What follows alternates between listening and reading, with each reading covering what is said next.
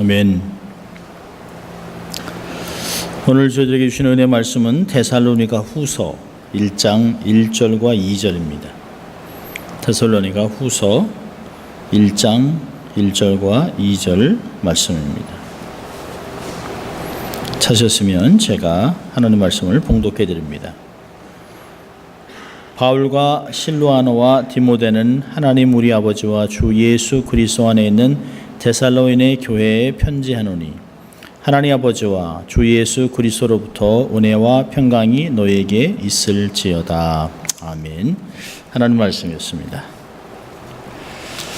여러분 참 잘 오셨습니다. 더운 날씨에 또 이렇게 믿음으로 이 복된 예배에 참석한 여러분을 환영하고 또 축복합니다.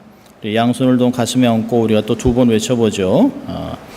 나는 하나님의 특별한 사랑을 받은 사람입니다. 두 번 고백해 봅니다. 나는 하나님의 특별한 사랑을 받은 사람입니다. 나는 하나님의 특별한 사랑을 받은 사람입니다. 믿습니까, 여러분? 네. 자, 다 같이 해볼까요? 하나님을 기쁘시게, 사람을 행복하게.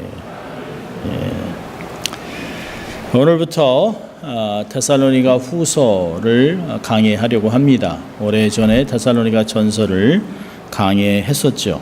데살로니가 후서를 강의합니다. 어느 아들이 아버지에게 충고 문자 메시지를 보냈습니다.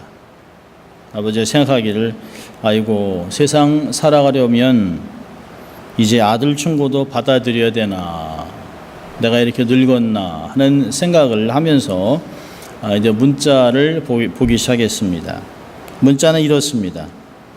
아버지 조심하세요. 젊은 아이들을 만날 때 아버지는 잘못을 바로 잡아주시려고 하는데 요즘 그 행동이 나쁜 행동이랍니다. 처녀애들이 짧은 바지를 입든 말든 아무 소리 하지 마세요. 이러쿵 저러쿵 하다간 성희롱범으로 몰립니다. 눈 감고 사세요.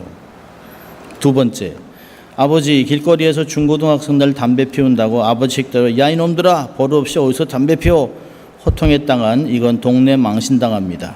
뭔데? 내가 뭔데? 당신이 뭔데라고 대들면 뭐라고 하겠습니까? 주의 준다고 한 대 때리면 아버지가 폭행범으로 걸립니다. 세 번째, 아버지가 생각하신 세상 일, 아버지 방식대로 살다간 망신만 삽니다. 남이야 전봇대로 이빨 쑤시든 남자가 여자 옷을 입고 여자가 남장을 하든 이제 모두 제멋에 사는 세상이라는 것 아셔야 합니다. 아버지는 이렇게 얘기합니다. 야, 말세는 말세야. 세상 말세야. 여러분 참 다른 세상입니다. 우리가 부모님들이 아이고 자식들 보고 말세다 말세다라고 했는데요. 우리도 동일한 얘기를 자식들에게 젊은들에게 하고 있습니다. 정말 가치관이 다른 것 같아요. 관점이 달라도 너무 다릅니다. 부모가 자기의 일상 때문에 자기의 어떤 일신에 의해서 자식을 죽입니다. 그런 일이 한국에서 비일비재하게 일어나고 있어요. 또 아비의 징계가 싫어서 자식이 부모를 죽이는 처참한 시대를 살아가고 있습니다. 이런 것들을 보면서 사실을 목격하고 모든 사람도 다 이유동성으로 아이고 정말 말세네, 정말 말세, 예수 믿는 사람들이라면 빨리 주님이 오셔야 되겠다라고 생각을 합니다. 여러분 바울은 말세에 나타날 증상들을 열거하면서 갈수록 고통이 더해질 것이라고 하면서 디모데후서 3장 1절부터 5절까지 19가지의 내용들을 이야기합니다. 자기를 사랑합니다. 돈을 사랑한다. 자랑한다. 교만하다. 비방한다. 부모를 거역한다. 감사하지 아니한다. 거룩하지 않다. 무정하다. 원통함을 풀지 않는다. 모함한다. 절제하지 못한다. 싸납다. 선한 것을 좋아하지 않는다. 배신한다. 조급하다. 자만하다. 쾌락을 사랑한다. 경건의 모양은 있으나 경건의 능력은 부인한다. 아마 거의 다가 우리의 삶에 나타나고 있다고 해도 과언은 아닙니다. 그렇다면 주의 재림이 임박한 것을 피부로 느낄 수 있습니다. 세상 돌아가는 것을 뉴스로 보면 가슴이 섬뜩섬뜩할 때가 얼마나 많은지 몰라요. 여러분, 이럴 때 정신을 바짝 차리고 성령으로 거듭난 성도들은 하나님의 말씀대로만 살아야 될 줄 믿습니다. 여러분, 요즘 사람들이 뭐라 합니까? 자기의 감정에 충실하라고 합니다. 그래서 드라마나 이런 것들이 막장 드라마로 가는 거예요. 내 아내의 남자친구. 이게 말이 안 되잖아요. 내 감정에 충실의 삶을 살아가라고 이 시대는 우리에게 얘기합니다. 여러분, 우리는 우리의 감정대로 충실하게 살아가면 되는 것이 아니라 성령의 감동으로 말씀대로 살아야 될 줄 믿습니다. 여러분, 성령이 아니고서는 자기의 마음을 도저히 통제할 수가 없습니다. 세상이 우리를 가만두지 않아요. 눈을 떠서 좌우로 돌아보면 모든 것이 죄입니다. 한국에 더 이상 성에 대해서 통제할 수 없다는 보고가 막 나오고 있습니다. 여러분, 우리가 이럴 때 말세를 보여주는 세상의 풍조를 바라보지 말고 믿음의 주요 온전케 하시는 예수 그리스도만을 바라봐야 하는 것입니다. 말세지 말에 우리는 어떠한 모습으로 살아가야 될지를 우리가 데살로니가 전서에서 봤습니다. 또 이제 데살로니가 후서를 보면서 다시 한번 우리의 마음을 바로잡는 그런 시간이 되었으면 좋겠습니다. 여러분, 데살로니가 후서 1장 1절을 보면 서신의 저자는 역시 데살로니가 전서와 같이 바울과 실로아노와 디모데라고 얘기합니다. 헬라의 그 문화권의 지역에 쓰는 서신의 형식을 따라 쓰고 있는데요. 발신자가 누군지, 또 누구한테 수신자는 누군지 문안의 내용들을 말하고 그 후에 중요한 내용들을 얘기하고 있습니다. 여기 보면 바울과 실로아노와 디모데가 데살로니가 교회에게 편지를 하고 축복하고 있습니다.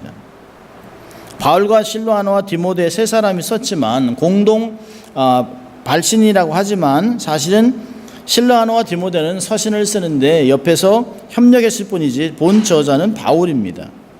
왜 바울이 세 사람의 이름을 거명하면서 편지를 보냈을까요? 이 바울과 함께 실로아노와 디모데가 다 교회와 굉장히 깊은 관련이 있기 때문에 그렇습니다. 실로아노는 신라와 동일한 인물인데요. 바울의 2차 전도 여행 때 바나바를 대신해서 바울을 수용했고요. 바울의 진실한 동역자로 있으면서 빌립보 감옥에 함께 투옥당하기도 했습니다. 그리고 그를 도와서 데살로니가 교회를 함께 설립했습니다. 디모데는요, 바울의 가장 사랑받는 제자입니다. 복음의 동역자, 전도의 동역자입니다. 바울의 2차 전도 때 루스드리아에서 바울과 실라와 합류했고요. 그는 데살로니가를 직접 방문해서 그곳의 소식을 가지고 바울에게도 왔다라고 데살로니가 전서 3장에서 우리가 본 적이 있습니다. 이들이 함께 교회를 세웠기 때문에 데살로니가 교인들에게 가장 잘 알려져 있고 가장 존경받는 전도자들 바울과 함께 실로아노와 디모데를 언급하고 있습니다. 그러니까 바울은 데살로니가 교회의 깊은 관계를 서로 협력하였던 실로아노, 디모데도 자신만큼 데살로니가 교회를 사랑하고 관심을 갖고 있다는 것을 알려주고 싶은 것이에요. 요즘 말로 한다면 영적인 지도자가 없는 그 교회에 You are not alone. We are with you. We still remember you.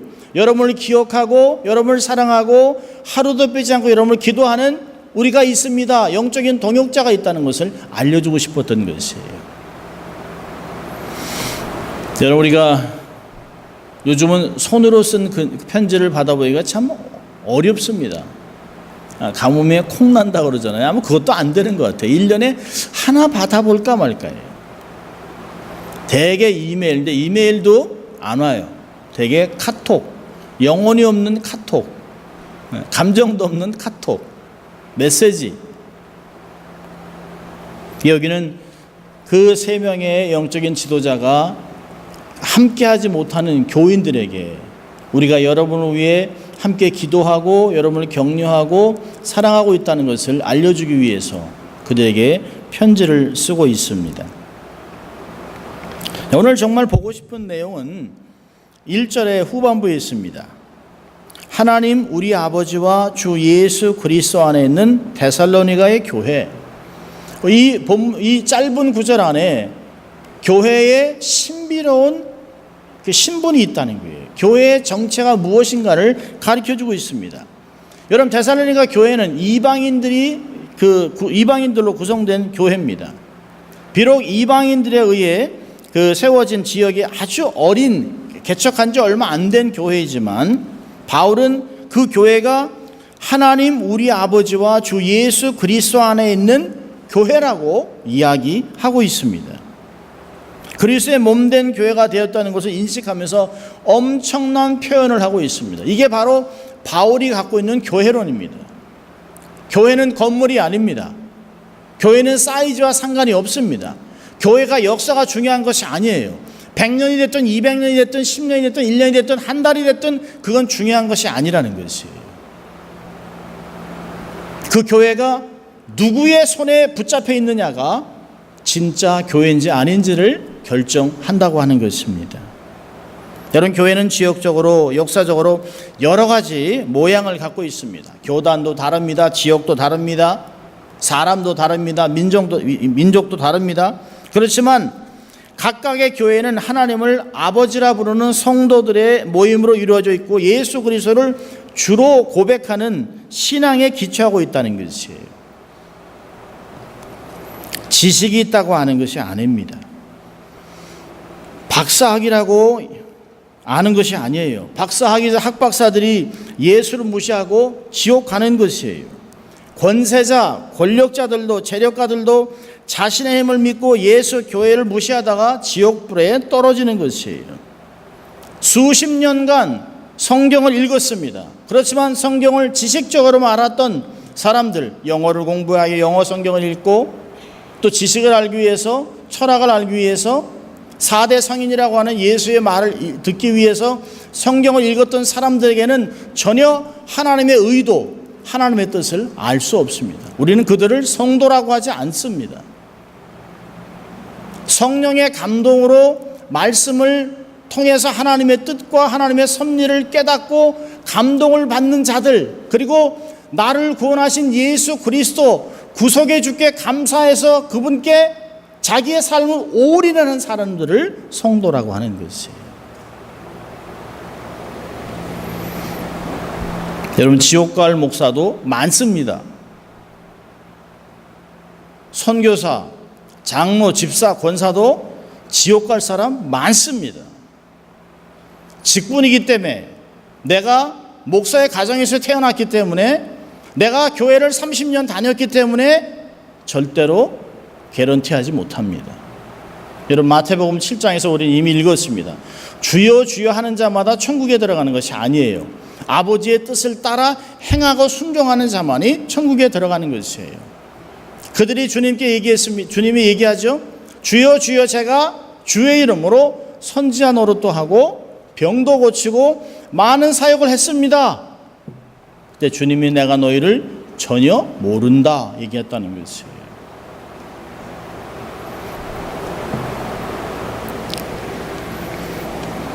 믿음이 없이 습관적으로 사는 사람들은 몸은 교회에 있지만 심령은 주님과 아무 관계가 없는 것이에요.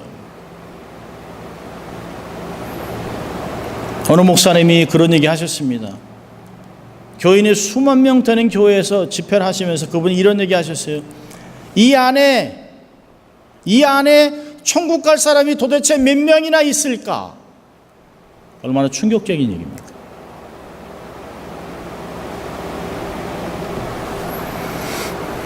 성령의 감동으로 택한 자들에게 주신 믿음을 통해 하나님을 믿고 예수를 주로 고백하는 자들의 모임이 바로 교회인 것입니다. 오늘 많은 사람들은 교회를 하나의 건물로 이해합니다. 그것은 잘못된 것이죠. 성경적 이해는 교회는 근본적인 의미는 건물이 아닙니다. 사람입니다. 교회는 그리스도께서 머리 되시는 그리스도의 몸입니다. 에베소 1장 22절 23절은 또 만물을 그의 발 아래 복종케 하시고 그를 만물 위에 교회의 머리로 삼으셨느니라. 교회는 그의 몸이니 만물 안에서 만물을 충만케 하시는 이의 충만함이니라 라고 말했습니다. 그리스도의 몸은 오순절 때부터 주님의 재림할 때까지 예수 안에 있는 믿음으로 고백하는 자들을 말하고 있습니다. 그런 믿는 자들로 구성되어 있습니다. 세상의 모든 교회와 성도들은 그리스도의 지체들입니다. 종교개혁자 마틴 루터는 교회에 대해서 이렇게 말했습니다. 진정한 교회는 세상적인 눈으로 보면 참으로 누추하고 보잘것이 없다. 그러나 하나님 앞에서는 귀중하고 사랑스러우며 높은 평가를 받는다. 제사장 아론은 성전에 나올 때 장식품을 걸친 화려한 외모로 향기를 풍기며 영광스럽게 나타났으나 그리스도는 가장 천하고 보잘것없는 모습으로 세상에 오셨다. 여러분, 점차 대형화되고 있는 현대교회가 빠지기 쉬운 함정이 있습니다. 건물의 화려함으로 자신들의 교세를 과시하려는 것이에요. 일부 대형화된 교회들은 자기들의 위주의 공동체의 모임으로 변해버렸습니다. 교회가 이미 브랜드화되어 있습니다. 그들은 어려운 처지의 사람들을 도와주는 것은 좋아하지만 그들이 자신의 공동체에 들어오는 것은 꺼려합니다. 교회가 너무 깨끗하고 화려해서 남루한 옷차림에 가난한 사람들이 어울리지 않기 때문일지도 모릅니다. 교회를 건축하고 수천억을 들여 교회를 건축한 후에 교회 파이프 오르간을 100억을 들여 설치했다라고 하는 말에 어이가 없습니다. 그 주위에는 가난한 노숙자들이 아침에 500원짜리 동전을 받기 위해 줄을 서고 있습니다.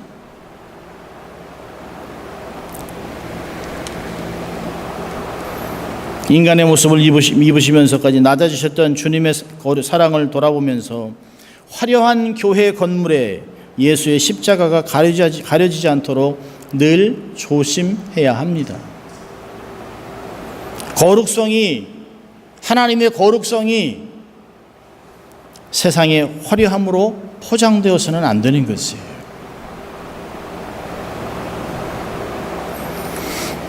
교회는 삼위일체 하나님이 통치하십니다. 교회는 이 땅에 존재하는 하나님의 나라입니다. 하나님의 영광의 임재를 드러내는 에이전트입니다. 하나님의 자존심이 바로 교회입니다. 하늘나라의 대사관과 같은 곳이 바로 이 땅에 존재하는 교회입니다. 사람들이 정부가 권력을 가지고 흔들어대고 탄압할 수 있는 그런 존재가 대상이 결코 아닙니다. 교회를 허물고 대적하는 것을 결코 허락하지 않습니다.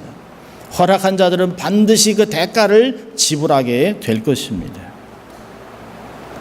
우리는 전혀 이해할 수 없는 방법으로 하나님은 당신의 교회를 지탱하고 있습니다. 최근에 미얀마에서 이루어지고 있는 종교 탄압, 인종 청소, 가잔주의 95%가 기독교인인 그 지역을 정부군이 들어가서 인종 청소를 하면서 60개의 교회를 허물고 그 중에 20개의 교회 터에 불탑을 세워버렸습니다.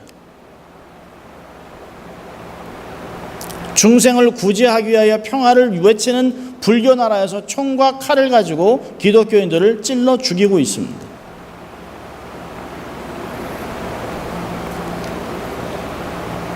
하나님이 어떻게 영광스러운 교회를 지켜주지 아니하고, 그런 순교는 아무나 하는 것이 아니에요.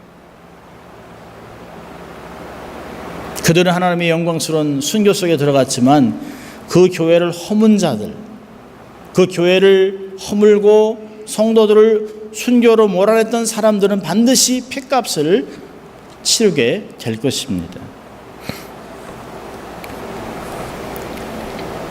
아무리 탄압해도 하나님의 교회는 없어지지 않습니다. 세상은 결코 이러한 신비를 이해할 수 없습니다. 이런 교회에 하나님이 주시는 특권이 뭘까요? 2절을 보면 은혜와 평강이 주어지고 있습니다. 은혜와 평강이 누구로부터 오나요? 아버지와 주 예수 그리스도로부터, 하나님 아버지, 주 예수 그리스도 두 분으로부터 우리에게 성령을 통하여 우리에게 주어지고 있습니다.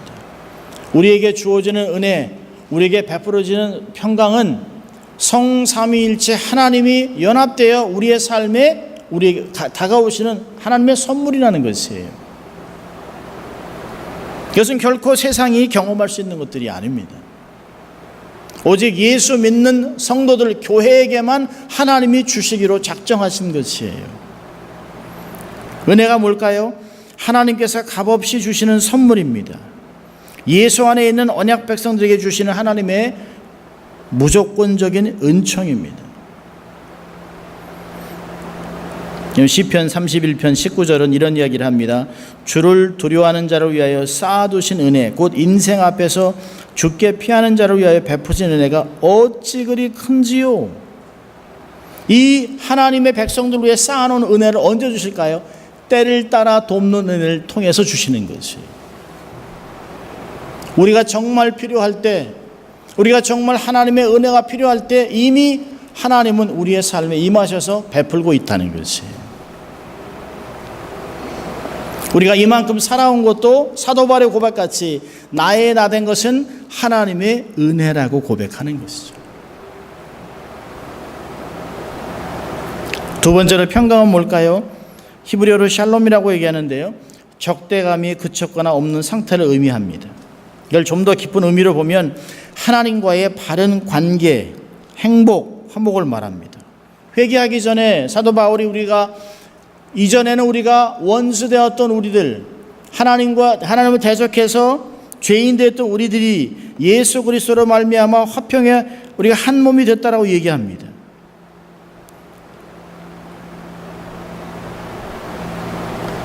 요한복음 14장 27절에서 주님은 이렇게 얘기하셨어요. 평안을 너에게 끼치노니 곧 나의 평안을 너에게 주노라. 내가 너에게 주는 것은 세상이 주는 것 같지 아니하니라. 너희는 마음에 근심도 말고 두려워하지 말라. 하나님이 주시는 평안은 그냥 편안하게 늘어지는 것이 아니에요.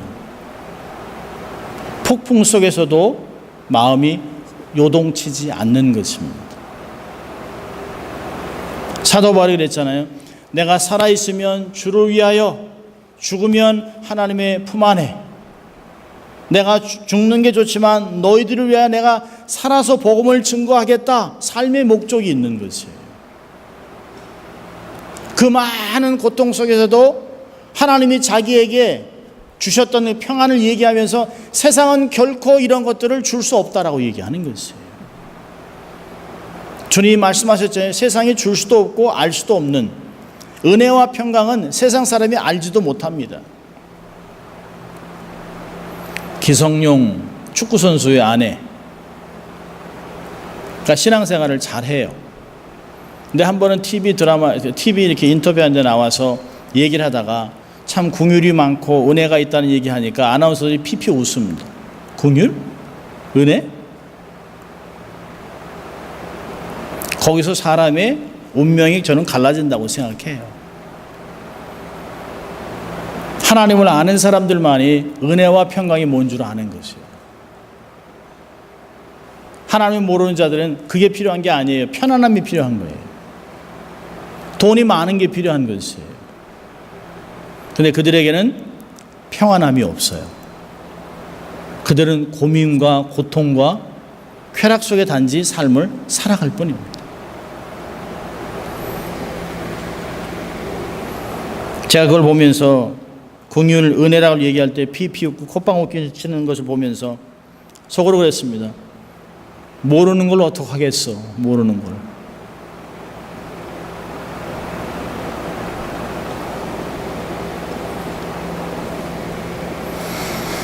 자, 두 가지만 한번 교훈을 보려고 하는데요. 첫째로는 이 놀라운 거룩한 교회를 사랑하라는 것이에요. 교회를 사랑하라. 주님이 머리 대신 교회를 사랑하는 것이 주님을 사랑하는 것입니다. 교회를 아끼고 할 수 있는 대로 자원해서 봉사하세요. 내가 어떻게 하면 교회를 온전하게 세울 수 있을까를 생각하십시오. 완벽한 교회는 세상에 없습니다. 완전한 교회는 없습니다. 늘 부족하지요. 근데 그 부족을 볼 수 있는 것은 하나님이 우리에게 그 영역을 담당하라고 보여주시는 것이에요. 그렇다면 부족을 지적하거나 불평하지 말고 내가 그 부분을 감당하면 되는 것이에요.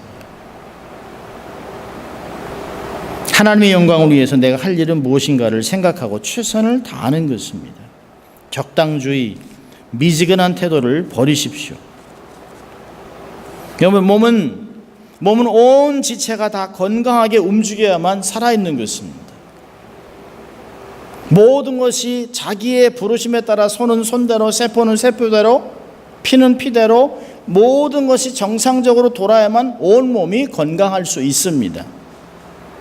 그런데 암세포는 다른 세포들과 격리되어 있습니다. 완전히 같이 협력하지 않아요. 암세포는 다른 세포와 떨어져 있습니다. 떨어져 있다가 점점 힘을 갖고 있다가 어느 한순간에 건강한 세포들을 공격하기 시작합니다. 그게 암입니다.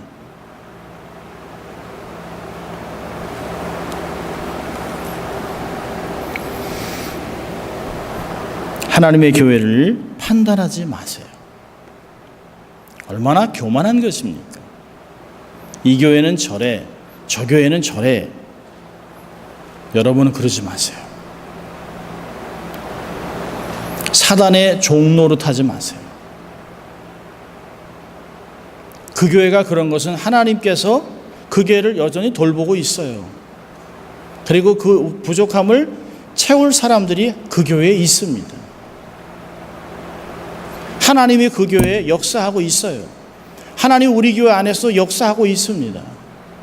그렇다면 하나님의 교회를 하나님의 방법대로 운영할 수 있도록 우리가 맡기고 신뢰하고 내가 맡을 일을 최선을 다하면 되는 것이에요.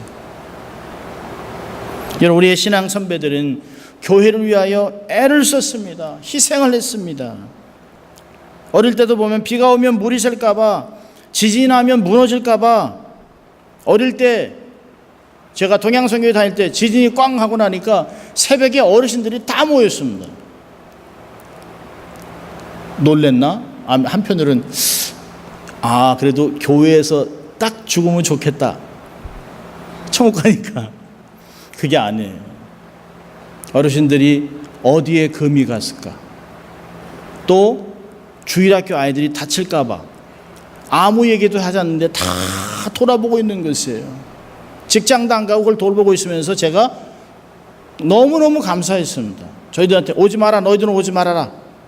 특별히 꼬마들은 오지 못하게 하면서 전부 다 돌아보는 것이에요. 관심이 교회에 있었어요. 하나님 중심, 말씀 중심, 교회 중심으로 그들이 삶을 살았기 때문에 그 열매를 우리가 지금 먹고 살아가는 것이에요. 그것으로 영원히 잘됨과 많은 복을 누렸던 것이에요. 교회를 사랑하십시오. 사랑은 반드시 표현돼야 합니다. 자, 두 번째로는요, 주 안에 거하세요. 교회는 하나님 우리 아버지와 주 예수 그리스도 안에 있는 것이에요. 가장 안전합니다. 아무것도 두려워하지 마세요. 찬송가, 이 말씀을 준비하면 찬송가 두 개가 생각났는데요. 찬송가 242장에 교회의 참된 터는 우리 주 예수라, 그 귀한 말씀 위에 교회를 세웠네. 또 384장에 내 주는 강한 성이요 방패와 병기 되시니 큰 환난에서 우리를 구하여 내시리로다. 옛 원수 마귀는 이때도 힘을 써 모략과 권세로 무기를 삼으니 천하에 누가 당하리. 교회의 영광을 기억하세요. 하나님을 전적으로 신뢰하세요.